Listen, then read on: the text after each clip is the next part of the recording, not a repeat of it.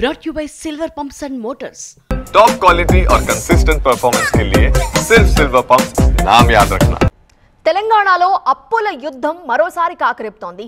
మొన్న రాజ్యసభలో మొదలైన అప్పుల రగడ ఇప్పుడు తెలంగాణ పాలిటిక్స్ లో రచ్చకు దారితీస్తోంది.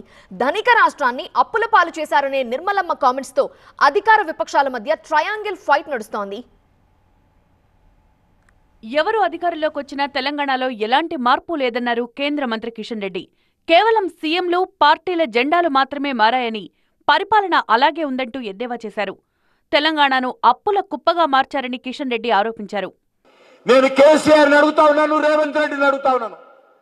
కేసీఆర్ రేవంత్ రెడ్డి గారు ఇద్దరు కూడా కలిసి వస్తారా, విడివిడిగా వస్తారా? రండి.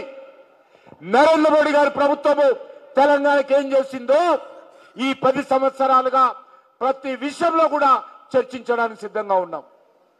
10 సంవత్సరాలుగా గ్రామ పంచాయతీలకు కేసీఆర్ గాని, ఈ 14 నెలలుగా ఉన్నటువంటి కాంగ్రెస్ పార్టీ ప్రభుత్వం గాని ₹1 ఇచ్చారని మోకాలకు అడుగుతా ఉన్నాం. కిషన్ రెడ్డి కామెంట్స్ కు సీఎం రేవంత్ రెడ్డి కౌంటర్ ఇచ్చారు. తెలంగాణకు కేంద్రం చిల్లి గవ్వ కూడా ఇవ్వలేదని, రాష్ట్ర పన్నుల్లోనే మోదీ సర్కార్ 58 పైసలు తీసుకుంటోందని ఆరోపించారు. బీహార్కి ఇచ్చిండ్రు, గుజరాత్కి ఇచ్చిండ్రు, ఇతర రాష్ట్రాలకు ఇచ్చిండ్రు తప్ప తెలంగాణ పైసకు చిల్లి గవ్వ కూడా ఇవ్వాలి. ఇవాళ ₹1 కేంద్రానికి మనం పన్ను కడితే 42 పైసలు మనకు వస్తున్నాయి. బీహార్ ₹1 పన్ను కడితే ₹7 తీసుకుపోతున్నారు. ఉత్తరప్రదేశ్ ₹1 కడితే ₹3 తీసుకుపోతున్నారు. మరి తెలంగాణ ఏం పాపం చేసిందా? ₹1 కడితే 42 పైసలు ఇస్తున్నావు అంటే 58 పైసలు నువ్వే మా సొమ్ము దొబ్బుతున్నావు మోడీ గారు. ఇక 3 రోజుల క్రితం కేంద్ర ఆర్థిక మంత్రి నిర్మలా సీతారామన్ తెలంగాణ అప్పులపై పార్లమెంట్లో ఏమన్నారో ఒక్కసారి చూద్దాం. At the time of reorganization, post the Reorganization Act getting passed, Telangana was revenue surplus.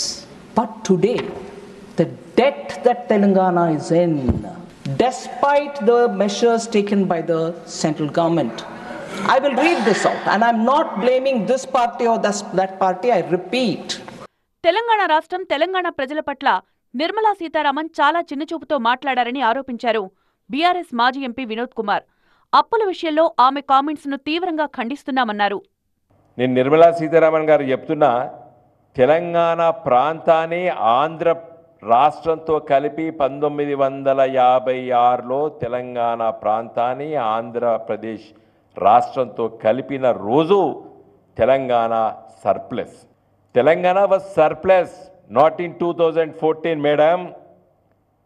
Telangana as a region in the year. మొత్తంగా గత అసెంబ్లీ ఎన్నికల్లో ప్రధానాస్త్రంగా మారిన అప్పుల ఎపిసోడ్ ఇప్పుడు మరోసారి తెలంగాణ రాజకీయాల్లో హీట్ పుట్టిస్తోంది. తెలంగాణ అప్పులపై కాంగ్రెస్, బీజేపీ, బీఆర్ఎస్ మధ్య మాటల యుద్ధం పీక్ స్టేజ్కు చేరుతోంది.